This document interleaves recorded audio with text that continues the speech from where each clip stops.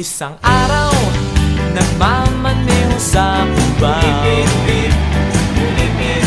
Aking nakita, babaeng saksakan ng ganda. Sinundan ko ang kotseng sinasakyan niya. Hindi ko nakitang may dumarating pala. Hindi ko naiwasan, kami bigla nagkabanggaan. Nung magkamalay, ay nasa ospital ako. Nasikaso ng doktor na pili ng nanay ko. Biglang-bigla na lang ang nurse nandyan na. At para kong nakitang anghel sa ganda. Kahit nagdidiliw, itong nasabi ko sa kanya.